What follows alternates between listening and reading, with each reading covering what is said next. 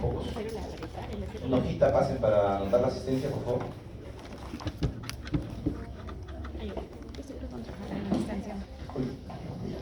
El día de hoy toca nuestra teoría sobre las enfermedades metabólicas, sobre malnutrición y obesidad.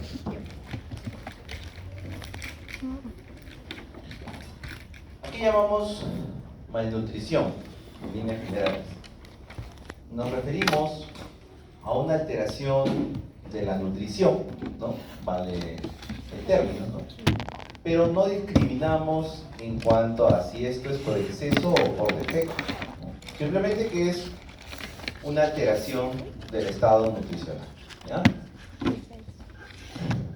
Y esta alteración de ese estado va a tener en su origen un desequilibrio, ¿no? Un desequilibrio entre lo que corresponde al gasto que realiza el organismo, ¿no? Digamos sus necesidades energéticas, y la ingesta de los nutrientes, ¿no? Ustedes saben que si nosotros ingerimos más nutrientes de los que utilizamos, ¿no? Lógicamente va a haber un balance positivo, y ese balance positivo lo vamos a ir, digamos, evidenciando con la ganancia del peso. Y por el contrario, si nosotros tenemos una dieta muy estricta, ¿no? Y tenemos un gasto energético alto, lo vamos a ver en un balance negativo, ¿no? Una pérdida de peso, ¿ya? Un poquito para tener claro ese concepto.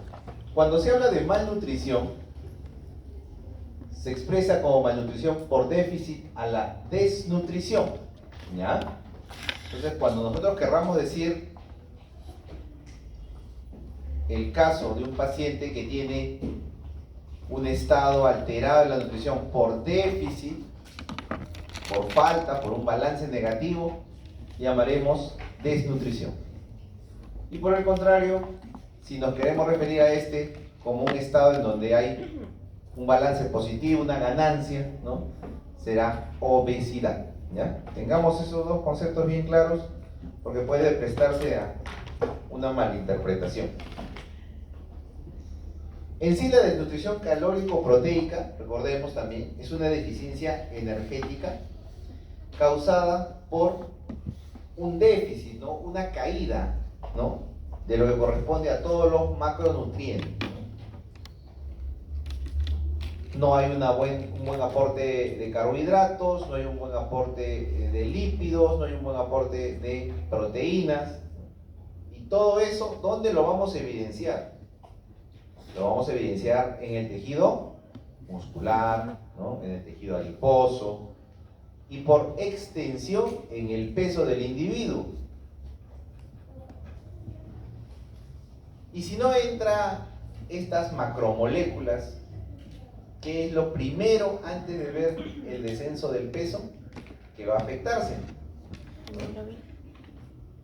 ¿Cómo? Va a afectarse pues la actividad.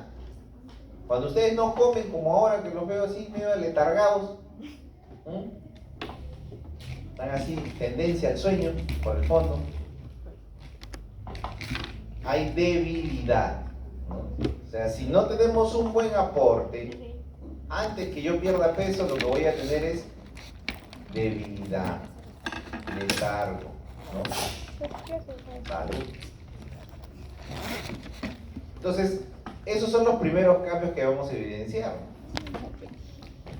¿Cómo nos podemos dar cuenta que el individuo está experimentando una pérdida en su estado nutricional, una desnutrición? Bueno, para eso nos sirve ciertas medidas antropométricas, ¿no? Como son el peso, la talla, y que en líneas generales nos han servido mucho para lo que es la elaboración de las tablas del crecimiento, ¿no? Sobre todo en los niños. Las variables de talla, peso y edad son muy útiles para poder valorar el estado nutricional, ¿no? Eso en los niños, adolescentes, ¿no? Y en los adultos, ya los adultos no crecen, pues, ¿no? La talla se mantiene constante. O alguien crece ya después de los 18. No, no. Por ahí uno que haga cierta actividad física, pues puede un par de centímetros. Pero entonces para los adultos, ¿no? El parámetro que se utiliza es el IMC, ¿no? ¿Qué significa qué? Índice de masa corporal. Índice de masa corporal. Y como tal, relaciona el peso del individuo entre la superficie, ¿no? ¿Y cómo tenemos una superficie? Multiplicando 2 veces, ¿no? La altura, ¿no? Del individuo. Y obtenemos la superficie expresada en metros cuadrados, ¿no? De tal manera que se va a construir una relación, un cociente, y ese cociente es el que nosotros vamos a valorar. Entonces, cuando se hace una distribución de todos los individuos, no tenemos una imagen de la distribución, no tenemos una imagen de la distribución, pero imaginemos que tenemos una distribución normal, ¿no? De nuestra clase de estadística, ¿no? Tiene 2 colas, ¿no? Una distribución normal, y donde el grueso de los individuos, o sea, la gran mayoría, lo que llamamos normales, van a estar entre 2 parámetros. ¿Cuáles serán esos parámetros? El valor de 18.5 y 25, ¿no? Entonces, con eso establecemos cuáles son los valores que vamos a considerar normales para un estado de nutrición, ¿ya? Si mi relación peso-talla al cuadrado se ubica dentro de 18.5 y 25, nuestro individuo estará en un estado nutricional normal, ¿no? Ahí se encuentra pues casi la gran mayoría de los individuos, ¿no? ¿Y los extremos, profesor? Bueno, en el primer extremo, los valores por debajo de 18.5 serán de aquellos individuos que tengan ¿qué? Bajo peso, ¿no? Que va a estar en relación con un estado de nutrición alterado, una desnutrición. Y lo que esté por encima de 25 será un exceso y estará en relación con una obesidad. Profesor, pero la obesidad está tipificada después de 30, sí, es cierto. Pero en general, si tuviéramos que definir solamente en 2 parámetros, ¿no? Por exceso o por defecto, se considera pues que está en la obesidad, ¿no? Ya cuando lo veamos ya más disgregado, vamos a ser más finos y vamos a ver el sobrepeso y los diferentes grados de obesidad, ¿no? Entonces, fíjense, otras medidas nos pueden ser útiles, sí. Ustedes seguramente lo habrán visto en los gimnasios o en los consultorios de nutrición, aquellos que hayan podido, digamos, acudir a uno, ¿no? Que evalúan pues el valor de la masa muscular, ¿no? El depósito de la grasa, ¿no? Y valiéndose también pues de parámetros de laboratorio, ¿no? En este caso, las concentraciones de las proteínas circulantes. ¿Cuáles son 2 de las más importantes? La albúmina, ¿no? La albúmina nos sirve para casi todo, para valorar la funcionalidad hepática, ¿no? De síntesis, ¿no? Y la transferrina también, porque está relacionada pues con hierro, ¿no? Entonces, son 2 parámetros nutricionales muy, muy utilizados. Y aquí está lo que le decíamos, ¿no? Bajo peso llamaremos cuando es inferior a 18.5, ¿no? Ya debajo de 16 ya pues ya desnutrición, ¿no? Pero bajo peso ya después debajo de 18.5, ¿no? Lo normal entre 18.5 y 24.9, ¿no? Y aquí ya vienen los matices, ¿no? Arriba de 24.9, en el primer grupo tenemos de 25 a 29.9 sobrepeso, y todo por encima de 30, obesidad. Habrá obesidad de primer grado, de 30 a casi 35, de 35 a casi 40, obesidad de segundo grado, de 40 a 50 ya prácticamente la obesidad de tercer grado, y más de 50 la obesidad de cuarto grado, ¿no? Quizás no es muy común en nuestra población ver estos casos extremos de obesidad, ¿no? No quiere decir que no existan, pero quizás no es muy frecuente, no llegamos a esos niveles, ¿no? Pero en Estados Unidos pues sí hay estos casos de obesidad bastante severos, ¿no? Mucho tiene que ver pues el tipo de alimentación, ¿no? Allá en Estados Unidos la comida es ultra procesada, ¿no? Curiosamente la comida ultra procesada es más barata que la comida saludable, ¿no? Esas cosas que tampoco se entiende muy bien. Hay de todo tipo de herramientas para ayudar a calcular, ¿no?, digamos, el índice de masa corporal y poder tipificar el estado nutricional del paciente. Normalmente les viene una preguntita de esto, así que vayan practicando en sus casas, ¿no? Porque no va a haber calculador. O sea que desempolven su aritmética. No es nada del otro mundo, ¿no? Una división y sale el resultado. ¿Qué factores de riesgo existen para que hablemos de un estado de malnutrición en general, ¿no? Tenemos pues a la pobreza, ¿no? ¿Qué duda cabe? La pobreza, aún en este siglo XXI y en nuestro contexto, nuestra realidad nacional, nuestra realidad a nivel de Latinoamérica, sigue siendo un flagelo la pobreza, ¿no? Lastimosamente, buena parte de nuestra población tiene niveles muy altos de pobreza, de carencia económica y de lo que vendría a ser los abastecimientos de lo que son los servicios de sanidad, de saneamiento básico, ¿no?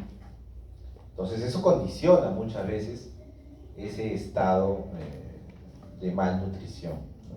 Las infecciones a repetición merman pues digamos la homeostasis, la integridad, la funcionalidad, y por ende puede conducirnos a estados de desnutrición. Las enfermedades tanto agudas como crónicas, ¿no? Un pacientito que ahorita sufra un accidente de tránsito, quede inconsciente, en coma, ¿se alimentará bien? No tenía ningún problema en su estómago, no tenía ningún problema absortivo, nada, simplemente que está en un estado de coma, ¿no? Se va a desnutrir.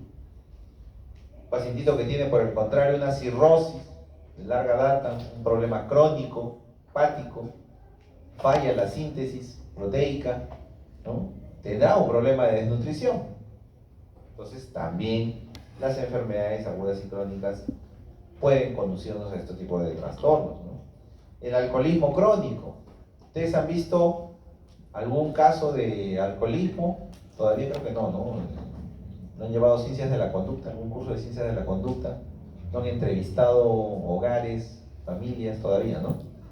Bueno, a veces cuando nosotros vemos a los pacientitos deteriorados por el alcoholismo crónico, ¿no?, tienen pues un bajo estado nutricional, ¿no?, bajo peso, y curiosamente no buscan alimentarse, ¿no? El alcohol les provee las calorías suficientes, por eso ni hambre tienen y se van deteriorando, ¿no? Alcoholismo crónico. Ignorancia e insuficiencia de los suplementos dietéticos. Ahí sí creo que tenemos todo. A veces escuchamos la propaganda, el marketing: tome tal suplemento, consuma tal vitamina, este frasquito tiene las 100 vitaminas, que no sé de dónde sacan tanto, y ya no necesita más nada, ¿no? Agua y sol, ¿no? Prácticamente somos una planta, ¿no? Nos dan abono, agua y sol, ya está. no es así, ¿no? A veces hay interacciones alimenticias, ¿no? A veces hay alimentos que tienen sustancias quelantes y que secuestran oligoelementos claves, ¿no? Y nosotros los consumimos juntos y contentos, ¿no? No nos estamos alimentando correctamente. Entonces, o ya sea por ignorancia o por déficit de el consumo de suplementos dietéticos, ¿no? Cuando yo era niño y una mamá llevaba pues a sus hijitos al consultorio porque no querían comer, ¿cuál era la clásica de las mamás? ¿Qué vitamina le doy? ¿Qué le ponemos, doctor? ¿Qué decía el doctor? Aceite de bacalao. Aceite de bacalao, dice por acá. Decía la vitamina O. ¿Algunos les han dicho cuando eran niñitos? ¿Cuál es la vitamina O? Hay algunos que saben. La olla. La olla, pues. Tienes que comer de todo, ¿no? Las vitaminas son suplementos, suplen, ¿no? Un poquito, ¿no? Complemento. ¿Ya? La restricción dietética autoimpuesta, eso sí ya es otro tema, ¿no? O sea, no es que falten alimentos, no es que haya una condición per se que no me permita absorberlos, o que me esté consumiendo, digamos, metabólicamente, ¿no? Sino que es la conducta de no consumirlos. Tengo una meta, ¿no? Quiero entrar en el vestido de promoción. Entonces, me impongo un régimen dietético muy, muy estricto y encima hago actividad física, ¿no? Encima vengo a la Facultad de Medicina a estudiar, puro y parejo. Encima no duermo mis 6 horas, 7 horas, dicen algunos. Entonces, lógicamente, voy a deteriorar mi organismo, ¿no? Entonces, hay ciertas entidades del espectro psicológico, de la esfera mental, ¿no? Que tienen acá su traducción, ¿no? La anorexia nerviosa y la bulimia. Entonces, en estos casos, aquí no hay un trastorno somático que afecte la nutrición, sino ya es una cuestión conductual que puede, digamos, tener una implicancia muy importante en el estado nutricional del paciente. Tipos de desnutrición. Tenemos la desnutrición primaria. Quizás es, digamos, la que podríamos ver, sobre todo en los países en vías de desarrollo, ¿no? En, digamos, en los estratos sociales más deprimidos, ¿no? En donde la condición para que uno tenga una desnutrición, bajo peso, ¿qué es? Falta de aporte, ¿no? Ustedes saben que en campaña los políticos se van, pues, ¿no?, a las poblaciones de la periferia y buscan tratar de ganar votos, por ahí organizan actividades, ¿no? Y eso, pues, nos revela que no están incluidos quizás en un plan de desarrollo, ¿no?, coherente, ¿no? Y por esa razón tenemos mucha pobreza, ¿no? Falta, como resultado, ¿no?, de un bajo ingreso económico, bajo acceso a alimentos de buena calidad, ¿no? Está asociado a la pobreza, pero también a ciertas condiciones, como es el adulto mayor, ¿no? El adulto mayor ya de por sí también tiene cierto deterioro y por esa razón también puede presentar un déficit primario. También el niño que es abusado, ¿no?, los niños maltratados, y sobre todo en los países subdesarrollados, ¿no?, como el nuestro. También tenemos la desnutrición secundaria.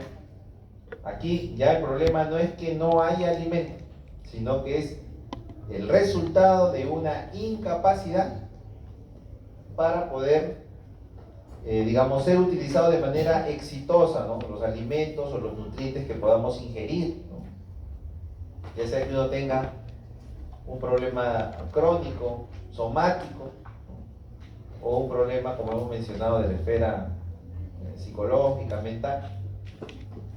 El resultado es que, habiendo alimentos e incluso alimentándonos, no logramos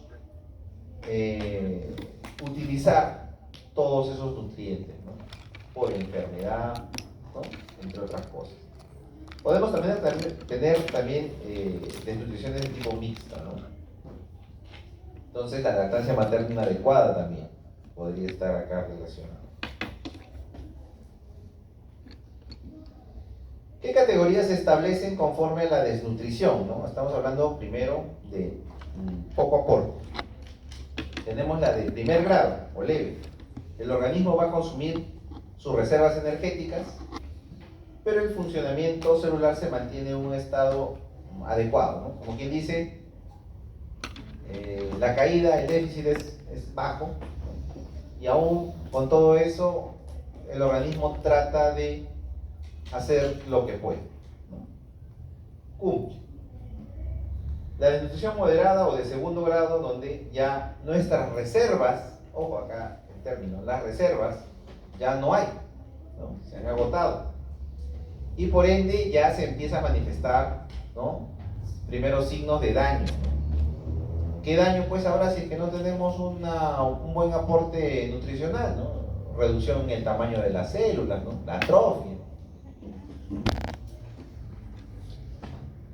Y finalmente tenemos la desnutrición severa, ¿no? La desnutrición severa, las funciones celulares y orgánicas se van deteriorando ya significativamente y puede haber un riesgo de muerte, ¿no? Es como cuando poníamos el ejemplo que por deprivación nutricional, ¿no? Nuestras células iban adaptándose, haciendo atrofia, ¿no? Y podían sostener reduciendo la velocidad de sus divisiones, reduciendo el gasto energético, reduciendo el número de organelas, ¿no? Haciendo autofagia para poder obtener macromoléculas. Y ya, todo eso lo han usado, ya no hay más que quemar, ¿no? Entonces, tiene que inducirse la apoptosis, ¿no? El riesgo de muerte celular. Entonces acá en este cuadrito ustedes van a ver los valores con los que se mide con frecuencia la gravedad de la desnutrición calórico-proteica, ¿no? Y tiene ¿qué variables? El peso, el índice de masa corporal, la albúmina sérica, ¿no? La transferrina, qué valores debe tener en cada caso, ¿no? El recuento total de nuestros linfocitos. Los linfocitos, así como nuestros glóbulos rojos, también son valores indirectos, ¿no? Si tenemos una buena nutrición, tendremos buenas defensas, ¿no? Tendremos buena hemoglobina. Si por el contrario no consumimos alimentos ricos en hierro, ¿qué va a pasar? ¿De dónde, no? La médula ósea podrá querer fabricar glóbulos rojos, pero necesitas hierro, ¿no? Entonces, tendremos una anemia ferropénica, ¿no? Muy bien. Entonces acá tienen qué valores esperan ustedes obtener en cada uno de estos casos.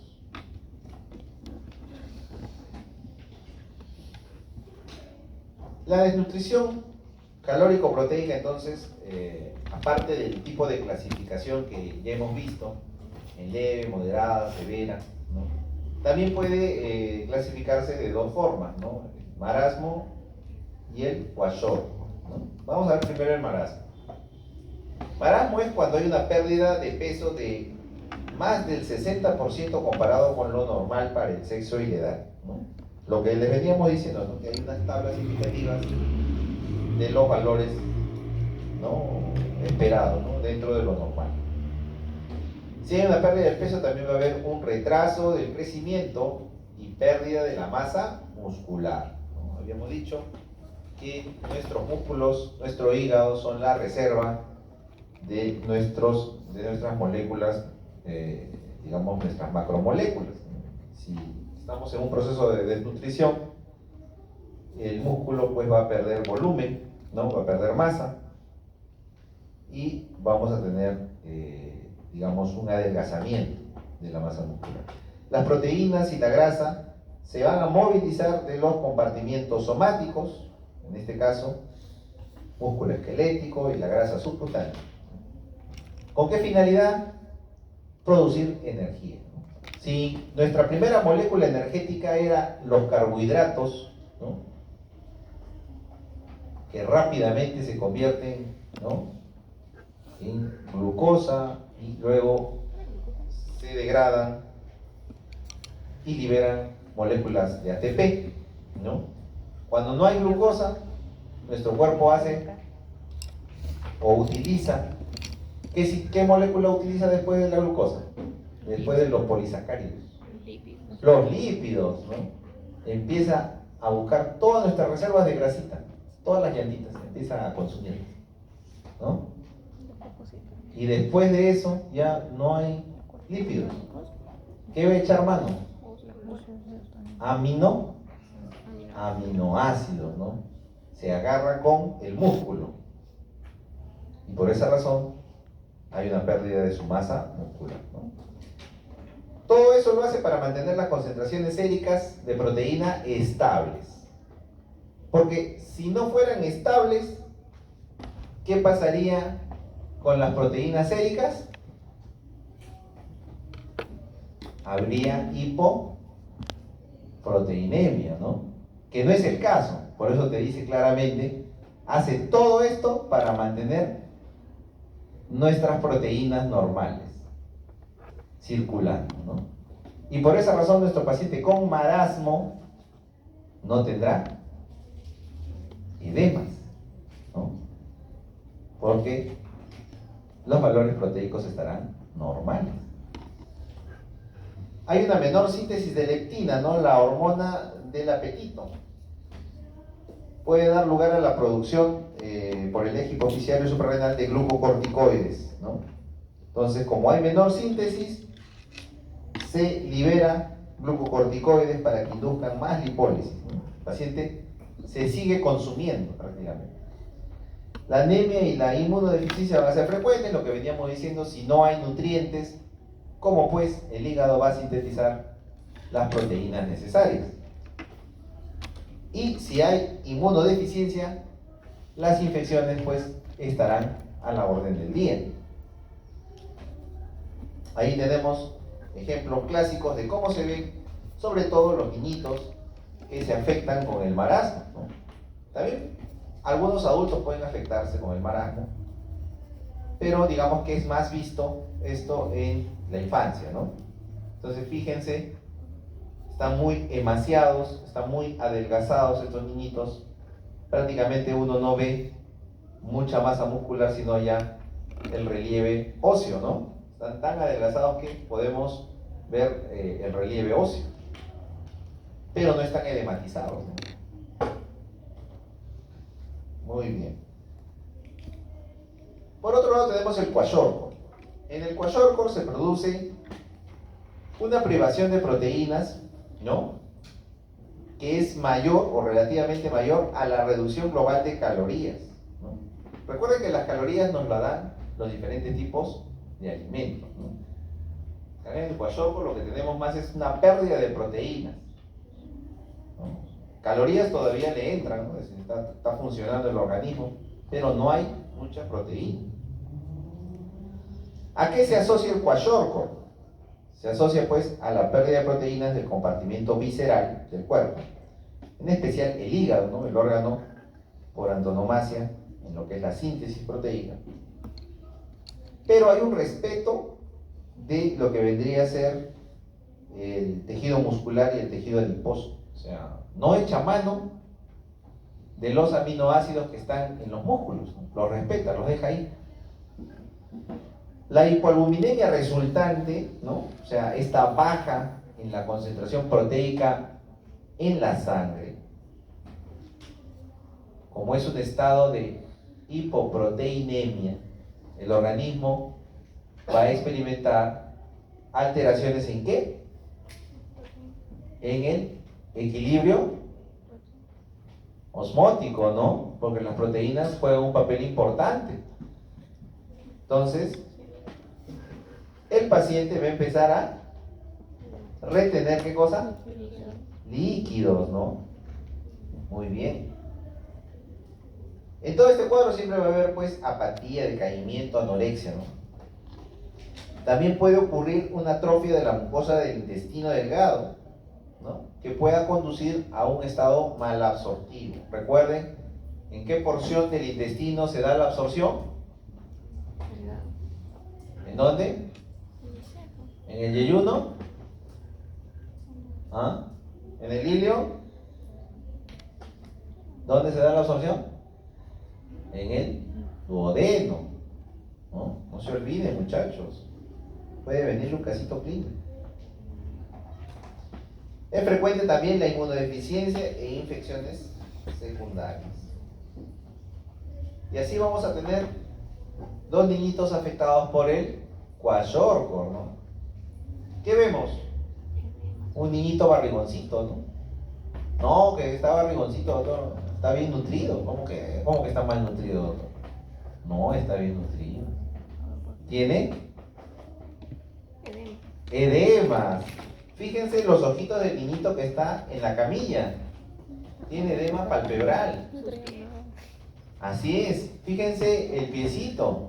No, está bien que los niñitos tienen su piecito rechonchito, ¿no? Pero ahí ya está edematizado, ¿no? Su abdomen, eso sí, no hay vuelta que darle, ¿no? Hay una protrusión de la cicatriz umbilical. En ambos, ¿ah? Sus bracitos también. No es que haga pesas el niño, por si acaso. Tiene edemas, ¿ya? Aquí la foto no lo permite, pero hay otra característica que se ve en el cabello. ¿Cómo será el cabello en una persona que tiene hipoproteinemia? Cano, dice, no, tampoco. Castaño. No son los genes recesivos. Está perdiendo proteínas y se ve en el cabello. Se ve quebradizo, se ve corto y tiene una coloración castaño rojiza. ¿Ya? No, que el bisabuelo era pelirrojo, no. Tiene hipoproteinemia ese chiquito. ¿No?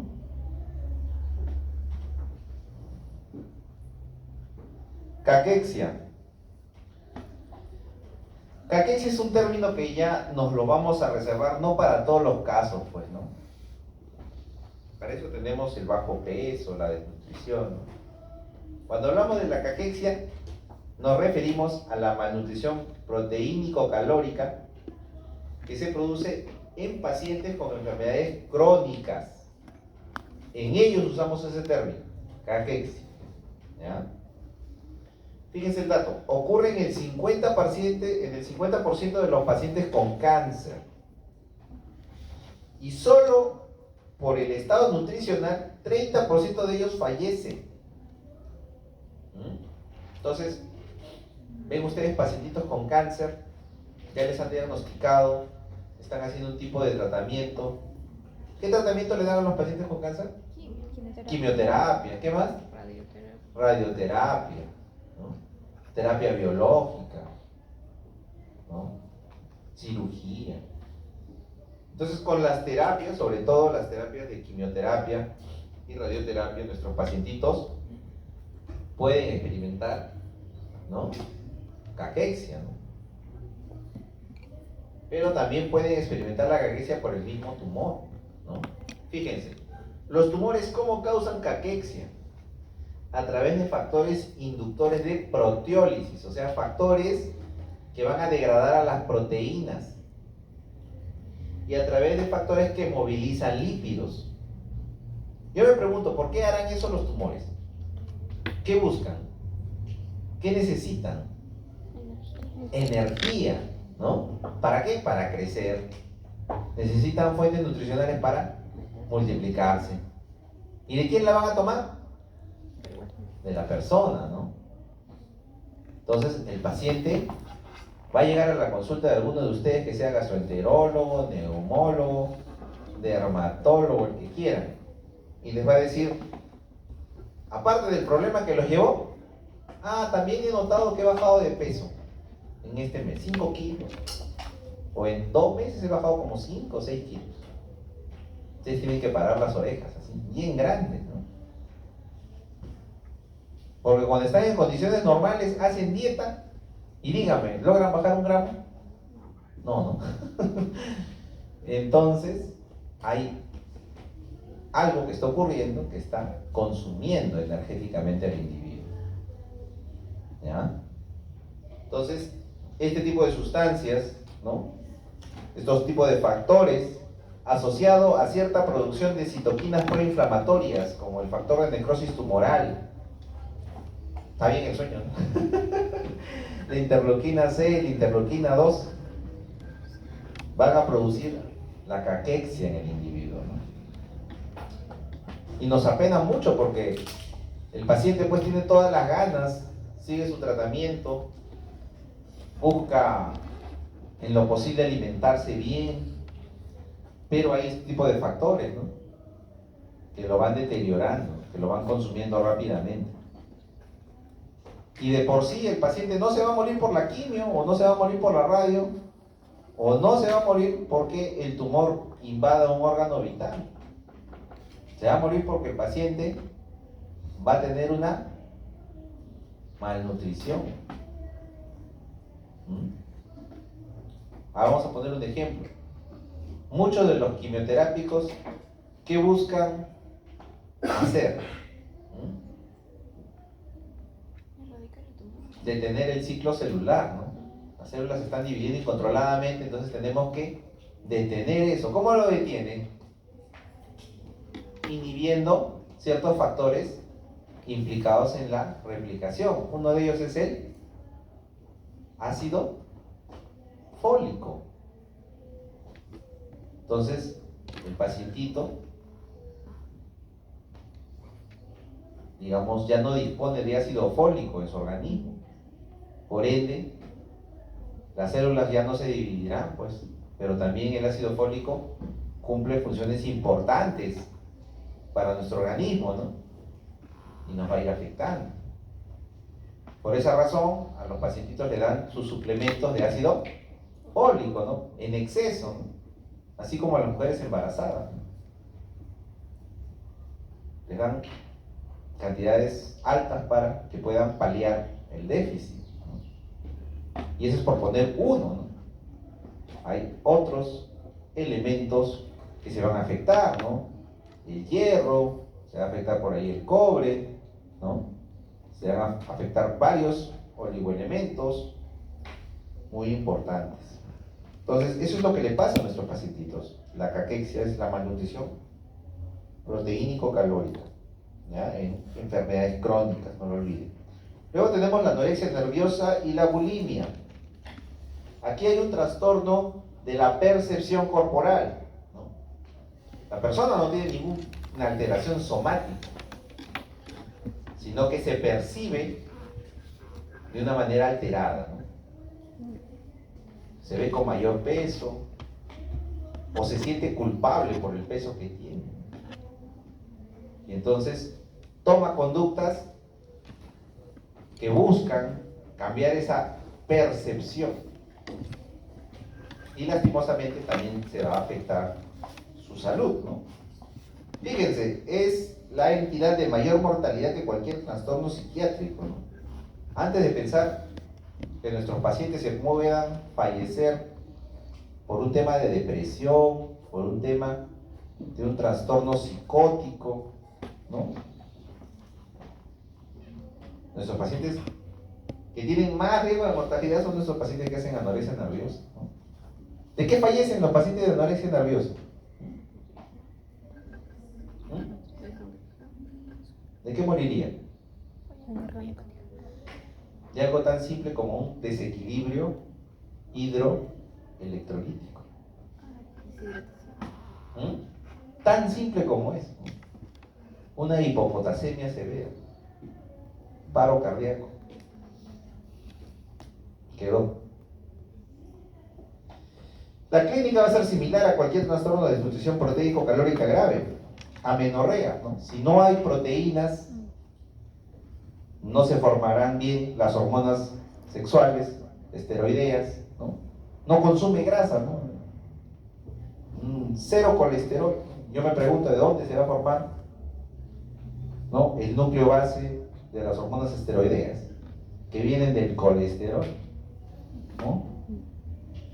Entonces no necesito caer en la anorexia nerviosa para darme cuenta que si no consumimos cierta cantidad de lípidos, no podremos producir las hormonas sexuales, ¿no? Y no son las únicas hormonas también. El cortisol también tiene un núcleo esteroideo. Entonces, no es hacer una dieta drástica, sino hacer un balance adecuado de los alimentos. No es satanizar a un alimento, sino comer en su justa proporción. La reducción de las hormonas tiroideas también puede dar lugar a la intolerancia al frío, la bradicardia, el estreñimiento, la piel seca. Si no ingresa alimentos que son precursores de nuestras hormonas tiroideas, ¿qué precursor necesitamos para las hormonas tiroideas? ¿Ah? ¿Qué oligoelemento? El yodo, por ahí alguien dijo, muy bien, ¿no? Imagínense, pues no consumimos yodo y queremos que nuestra tiroides esté bien. ¿Qué alimentos tendrán yodo? Sal yodada. Sal yodada. Sal yodada. Voz alta para todos. Las algas. Sal yodada. Ah, la sal yodada. Claro, eso fue por una medida decretada pues por los gobiernos, ¿no? Para yodar la sal. De esta manera garantizar que toda la población pues tenga acceso a este oligoelemento, ¿no? Pero también hay algunas otras vegetales o legumbres, ¿no? También podemos ahí encontrar yodo. La reducción de la densidad ósea, ¿no? Imagínense, ¿no? No consumimos grasa para no tener colesterol, no se forman hormonas sexuales, obviamente la libido está en el piso, pero también el problema del metabolismo óseo, ¿no? Que necesita las hormonas sexuales, los estrógenos, ¿no? Entonces, ¿qué sobreviene? Osteopenia. Y si no corregimos eso, osteoporosis. ¿Ven? Todo es como una especie de castillo, ¿no? Le saca un palo y empieza a caerse todo. Entonces, tengamos presente eso, ¿no? Muerte súbita por arritmias, ¿no? Pacientitos que no comen, que vomitan todo. Ustedes saben que en el vómito se pierden electrolitos, ¿no? ¿Qué electrolitos se pierden en el vómito? Potasio, ¿qué más? Cloro, ¿no? También cloro. Entonces, imagínense, si nuestra paciente constantemente está vomitando o tomando laxantes, está eliminando potasio, ¿no? Entonces, en una de esas, le da una arritmia y quedó. La bulimia, por otro lado, se caracteriza por ingerir alimentos de manera abundante y se sigue de vómitos inducidos, ¿no? Alguien que se siente culpable de que ha comido bastante o que siempre quiere comer, se autocastiga y vomita, ¿no? Y de esta manera, ¿qué va a tener como efecto? ¿No? Alteraciones, ¿qué habíamos dicho? Electrolíticas, ¿no? No tiene que llegar al estado de desnutrición que tiene la anorexia. No tiene que llegar. Puede causar una alteración electrolítica severa y fallece, ¿no? Una arritmia. Pero también puede aspirarse, ¿no? Entre tanto que se induce el vómito, se puede aspirar y hace una neumonía aspirativa y fallece por esas complicaciones, ¿no? De tanto que fuerzan el vómito, se lacera el esófago. Y el esófago es una zona muy vascularizada, ¿no? Sobrevienen hemorragias, ¿no? Esofágicas, gástricas, ¿no? El pronóstico global es mejor, ¿no? Acá la terapia cognitivo-conductual ayuda mucho, mucho más que en la anorexia. Muy bien. Deficiencias vitamínicas también están asociadas a cuadros de desnutrición. Sabemos que son necesarias 13 vitaminas. De esas 13, 9 son hidrosolubles y se excretan por vía renal. Y 4 son liposolubles. Qué fácil, ¿no? Me tengo que aprender las 4 vitaminas liposolubles y todo lo que venga es hidrosoluble, ¿no? Ah, pero así no va a venir en el examen. Investiguen. Pueden tener 2 o 3 nombres cada vitamina. Se almacenan fácilmente, pero pueden captarse mal en ciertos síndromes de mala absorción, ¿no? Imaginemos el cuadro clínico de un niñito que tiene parasitosis, ¿no? Los parásitos usualmente les gusta estar donde se van a absorber los nutrientes, ¿no? Porque encima de que ya son vivos, llevándose nuestros alimentos, quieren estar ahí listos, ¿no? Para recibirlos, ¿no? Entonces, se afincan muchas veces en la mucosa de él. ¿Dónde dijimos que ocurre la absorción? En el duodeno. A ver, algunos chicos están despiertos, caray. Entonces, en el duodeno es un lugar muy, digamos, prevalente que encontremos parásitos, ¿no? Uno de los más comunes y silvestres es la Yardia lamblia. ¿Alguien ha escuchado hablar de ella? ¿Sí? ¿No? Realmente los niñitos los llevan, así como el caso que mencionamos, ¿no? Que quieren que coman porque los ve desganados. Solamente las mamás que llevan a los niñitos bien gorditos, ¿no? No, está desganado. Pero en general, un cuadro típico es así, ¿no? Un niñito que no tiene un buen estado nutricional, el papá, la mamá lo llevan y le hacen pruebas de parásitos, ¿no? Prueba en heces, ¿no? A veces salen positivas las pruebas en heces para parásitos, digamos, patógenos, ¿no? Y el médico puede indicar el tratamiento antiparasitario respectivo, ¿no? Habrá otros casos que son más severos, ¿no? Y cuando le hacen los test de parásitos, pues no encuentran, ¿no? Entonces optan por hacer una biopsia. Ingresan por vía digestiva alta, llegan con el endoscopio hasta el duodeno y toman muestra del duodeno. ¿Y qué cosa se observa en el duodeno? Se observa pues el parásito, ¿no? Que son como unas estructuras así de aspecto como una semiluna, bien chiquititas, que están adosadas a la mucosa en gran cantidad, ¿no? Se nutren de los diferentes macromoléculas que se van sintetizando, que se van degradando, pues las absorben, ¿no? Y además, no contenta con absorber los nutrientes del individuo, también lesionan la mucosa. Entonces, las microvellosidades, que deben ser largas y abundantes, ¿no? Por la presencia de estos parásitos, se ven cortitas y se ven anchas. Y entonces eso dificulta la absorción de nutrientes, ¿no? Si nos ponemos a pensar, el organismo desarrolla esas microvellosidades para aumentar la superficie de absorción, ¿no? Ponen varias microvellosidades largas para poder captar la mayor cantidad de nutrientes en un espacio relativamente corto, ¿no? Si en ese espacio vamos atrofiando la mucosa, no va a quedar mucho para que absorban, ¿no? Eso es lo que les pasa a estos niñitos. Síndrome de malabsorción pueden afectar muchas veces la correcta asimilación de esta vitamina, ¿no? Otro aspecto importante, las vitaminas D, K y biotina, niacina, se pueden sintetizar de forma endógena. Fíjense, la vitamina D a partir de esteroides precursores, pero ya habíamos dicho que nuestra pacientita no comía grasas. ¿Tendrá vitamina D? Difícil, ¿no? La vitamina D, ¿en qué metabolismo participa? Metabolismo óseo, ¿no? Raquitismo, ¿no? O sea, todo está concatenado, chicos. No hay forma, o sea, una buena nutrición. Vitamina K y la biotina, ¿dónde se sintetizan? En el colon, ¿ya? Doctor, ¿y si mi paciente tiene una enfermedad inflamatoria intestinal? ¿Tendrá buena absorción de esa vitamina?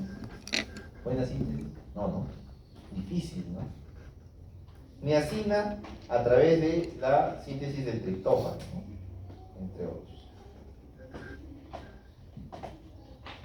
Acá tienen una tabla con las principales funciones que realiza cada vitamina y los síndromes que se producen ante su deficiencia, ¿no? Tomemos el de la vitamina A, que es importante para el pigmento visual,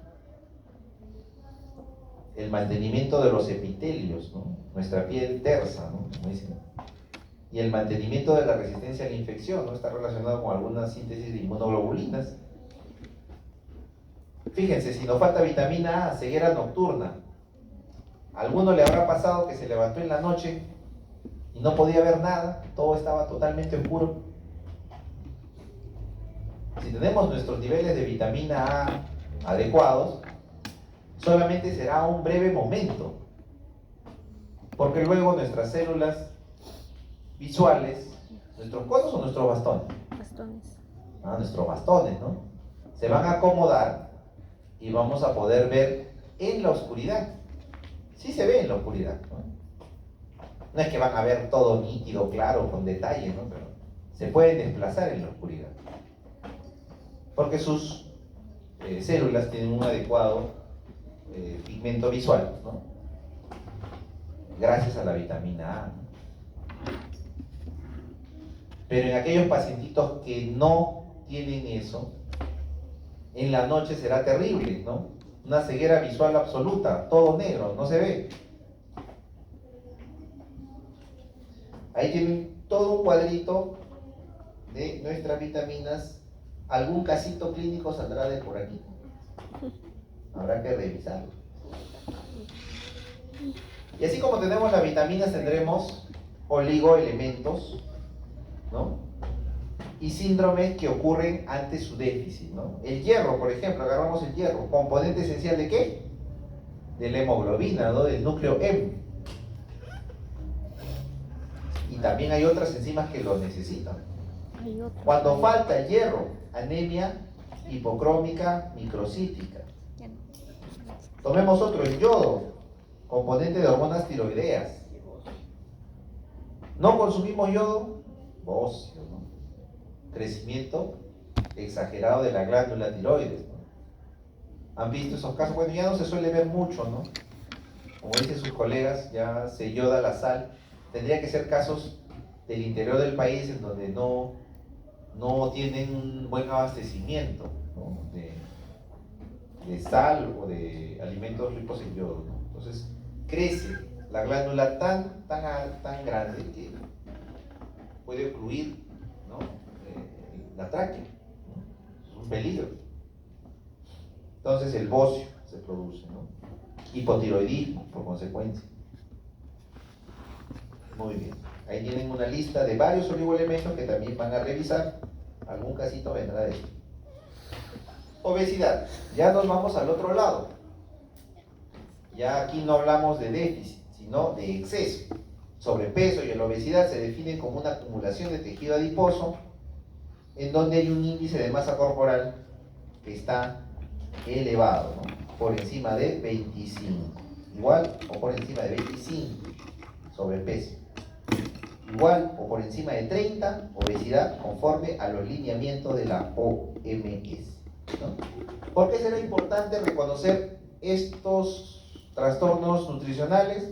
Por la relación que tienen con las enfermedades metabólicas, cardiovasculares, ¿no? Hipertensión, cáncer también, ¿no? Ya lo vamos a ver por qué. Dislipidemia, diabetes mellitus. Se dice que en la hipertensión, cuando nosotros bajamos de peso, se va corrigiendo la presión alta, ¿no? ¿Alguno tiene un familiar que haya tenido obesidad y presión alta? ¿Nadie? Ustedes son unos chicos muy sanos. Muy bien, ¿no? ¿Y qué tal? ¿Está controlando su...? No, bueno. Hay que hacer votos porque trate de controlar su peso, ¿no? Porque eso es lo que se ha visto. Se ha visto que los pacientitos van bajando de peso y mágicamente la presión se va corrigiendo, ¿no? Ya no tienen esos picos tan altos de presión alta, ¿no? Muy bien. ¿Qué causa el sobrepeso y la obesidad, ¿no? La causa fundamental es un desequilibrio energético entre lo que consumimos y lo que gastamos, ¿no? Un aumento de la ingesta de alimentos hipercalóricos que son ricos en grasas, azúcares, pero pobres en vitaminas, minerales y otros nutrientes, ¿no? O un un descenso en la actividad física como resultado de la naturaleza, cada vez más sedentaria, ¿no? Hace 5 o 6 años, un poquito más, ¿no? Unos 7 años, 8 años, ustedes querían comprar su pollito a la brasa. ¿Qué hacían? Bajaban las escaleras de su edificio, tomaban su carrito, llegaban, volvían con su pollito. ¿Ahora qué hacen?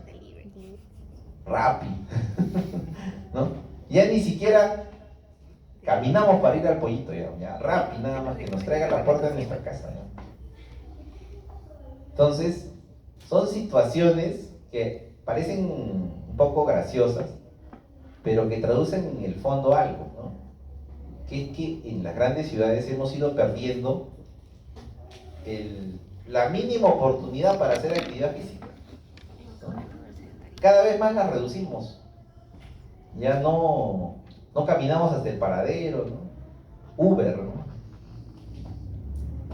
Entonces eso también afecta mucho, ¿no? Ya no se trata de lo que consumimos, sino de que no lo gastamos, ¿no? ¿Cómo hacían nuestros abuelitos? ¿Alguien tiene sus abuelitos vivos? Lo segundo, ¿alguien conversa con sus abuelitos? Sí. Uy, acá se sienten varios culpables, ya. ¿Qué le decían los abuelitos? A ver, cuando yo era joven, caminaba. Ah, así, muy bien, ahí está. No, ya no me dejan mentir. Dice que no la dejaban salir. Nos mandaban a caminar lejos, ¿no? Entonces hacían actividad física, pues, ¿no? Aparte, pues, que les gustara practicar su deporte, pues, ¿no? Entonces, el sedentarismo se ha instalado, ¿no? En Occidente. Y eso nos pasa la factura, ¿no? Ahora, no nos vayamos al otro extremo, ¿eh? Porque me acuerdo que en una clase me dijeron, doctor, pero la juventud practica maratón. Se inscribe, ¿no? Sale, hoy corremos 8K y se ponen 8K. Luego mañana 12K y corren sus 12K. A la siguiente semana 15K. Bueno, en 5 años quisiera ver esos meniscos. Bueno, en fin. O sea, no es solamente hacer en exceso, sino todo dosificado, muchachos. ¿Ya? Tipos de obesidad. Hay obesidad abdominovisceral, ¿no? De tipo androide, en donde predomina un tejido adiposo de la mitad superior del cuerpo, cuello, hombros, sector superior al abdomen, ¿no? ¿Qué se ha visto? Que se asocia a la diabetes tipo 2, a la aterosclerosis, a hiperuricemia, hiperlipidemias, con un estado de insulinoresistencia, ¿no? Y por otro lado tenemos la obesidad femoroglútea o ginoide, ¿no? Más vista en la mujer, por eso tiene ese nombre, ginoide. Adiposidad de glúteos, cadera, muslos y mitad inferior del cuerpo. Los estrógenos son responsables de esta disposición de la grasa corporal. Entonces, la obesidad tipo manzanita de los varones y de tipo perita de las mujeres. Herencia genética. ¿Qué se ha visto?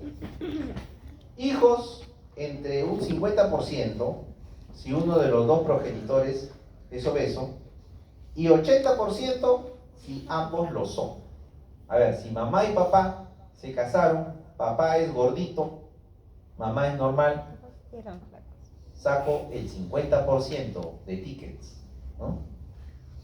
Si por A o B mis dos papás son gorditos, ya me he sacado la tinta, ¿no? 80%. ¿Qué hacemos con esa información? ¿No? Tomar decisiones, pues, ¿no? Ustedes le hablan a su paciente, ¿cómo son sus papás? No, los dos han sido gorditos, desde que yo vi mis ojitos siempre los vi gorditos. Ah, ya, muy bien. Hay que hacer actividad física, hay que escoger mejor los alimentos, ¿no? Esas cositas, ¿no? Porque la genética, si bien cuenta, no es un factor decisivo, ¿no? Es modificable. Muy bien, hay pocos chicos que están en la clase, eso me da gusto. El balance energético de una persona puede estar influenciado hasta un 40% por su carga genética, ¿no?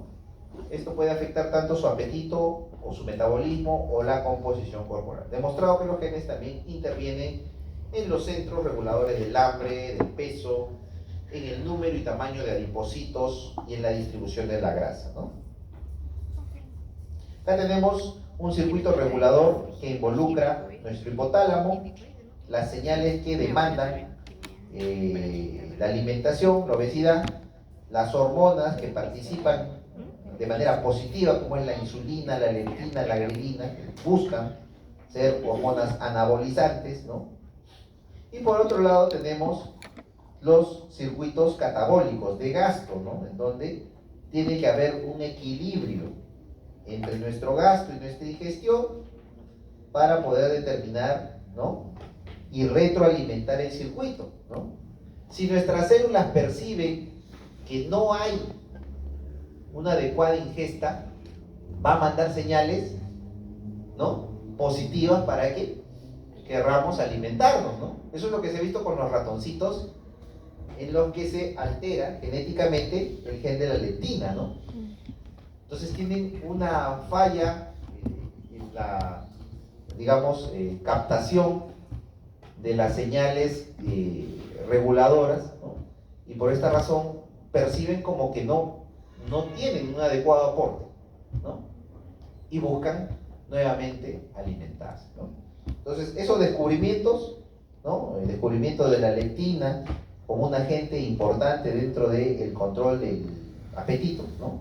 Ha llevado pues a, digamos, tratar de diseñar, ¿no? Ciertas sustancias que puedan regular, ¿no? su secreción. La adiponectina también va a ser otra hormona que va a participar mucho en lo que es toda la regulación del peso, ¿no? Reduce la gluconeogénesis, aumenta la sensibilidad a insulina, lo cual pues favorece, digamos, los circuitos anabólicos. Hay hormonas intestinales, la grelina, el péptido IgE, la insulina, la milina, inician y finalizan, ¿no? La alimentación. La grelina, recuerden dónde se produce, en el estómago, ¿no? Y es el único que nos estimula a la ingesta de alimentos. El péptido IgE reduce el consumo, ¿no? Sus concentraciones suelen ser bajas en el ayuno y aumentan después de las comidas, ¿no? La milina es un péptido secretado con la insulina por las células beta pancreáticas, ¿no? Que reduce ingesta alimentaria y ganancia de peso. Los adipocitos, nuestras células que se encuentran recubriendo todas las vísceras, ¿no? Tienen una gran capacidad de almacenar energía, ¿no? Por eso son reservas, y son lípidos, y los lípidos están almacenados, ¿no? Y suelen ser liberados como ácidos grasos, ¿no? Y usados para termogénesis. ¿Qué adipocinas, digamos, que se secretan, ¿no? Adiponectina, leptina, el factor de crecimiento endotelial vascular, el angiotensinógeno, el factor de necrosis tumoral alfa, y hay ciertas interleuquinas también que favorecen su secreción, ¿no? Como la interleuquina 6 y la 1. Riesgo de obesidad, ya estamos acabando. El síndrome metabólico se caracteriza por una adiposidad visceral, ¿no? Producto de esta adiposidad se da una resistencia a la insulina, y también por el daño que puede ocasionarse a nivel endotelial, ¿no? A hipertensión y trastornos del almacenamiento de los lípidos, ¿no? Hay diabetes tipo 2 en los pacientes que tienen obesidad, enfermedad hepática grasa, ¿no? La famosa esteatosis hepática. Puede haber colelitiasis, que es la producción de cálculos a nivel de la vesícula biliar por la precipitación del colesterol, ¿no? Y los ácidos biliares, ¿no? Síndromes de hipoventilación. ¿Ustedes recuerdan si el pacientito tiene cierta obesidad, podrá dormir adecuadamente? No. Duermen casi semisentados, ¿no? Imagínense, se echan todo el volumen abdominal, ¿no? Les comprime el tórax y entonces tienen hipoventilación. Se asocia a aterosclerosis, a desórdenes degenerativos, artrosis. ¿A nivel de dónde? En la rodilla. Rodilla, muy bien. Muchas veces estos pacientitos van a los consultorios de traumato, de reumato, por las artrosis. ¿Y qué le dicen? Tiene que bajar de peso, ¿no? La rodilla está diseñada para un determinado peso, ¿no? Fue diseñada en función a su peso en condiciones normales, ¿no? Si está usted en sobrepeso, está haciendo un mayor desgaste, ¿no? Cáncer también. Justo que hablábamos del cáncer. Entre el 4 y el 7% de los cánceres se asocian a obesidad. El mayor riesgo se atribuye a la resistencia periférica de la insulina y a la hiperinsulinemia, ¿no? Habíamos mencionado que habían ciertos síndromes paraneoplásicos, algunos de ellos relacionados con hormonas, en este caso la insulina también podría condicionar un síndrome paraneoplásico, ¿no? La hiperinsulinemia. Las concentraciones altas de insulina activan diversas quinasas que influyen en la proliferación. Recuerden que es una hormona anabólica y por esa razón puede influir en la proliferación celular. Asimismo, recuerden que el cáncer se favorece en estados proinflamatorios, ¿no? Y en la obesidad, justamente por la presencia de todos de estas hormonas esteroideas, ¿no? El cortisol, se va a dar un estado proinflamatorio, ¿no? ¿Quiénes, digamos, están en mayor riesgo? Las mujeres, muy bien.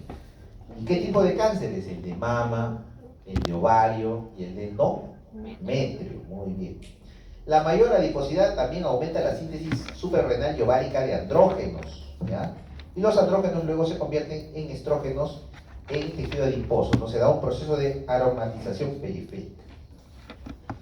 Muy bien, tenemos agentes carcinógenos también, importante. Fíjense, ahí tenemos el tabaco, el alcohol y fíjense el verdecito, overweight, ¿no? Sobrepeso, importante, ¿no? Importante. Inactividad física, que va de la mano. Y ahí le metemos la dieta. Ya vean cómo está creciendo. Y por ahí le metemos la historia familiar, ¿no? En casa comemos rico, doctor. Muy bien. Entonces, hay varios agentes que pueden estar influyendo en la génesis del cáncer, ¿no? Entre ellos, sobrepeso. ¿Quiénes tienen mayor riesgo de cáncer? Que se ha visto, de evidencia, ¿no? En los hombres que tengan sobrepeso, cáncer colorectal a la cabeza, ¿no?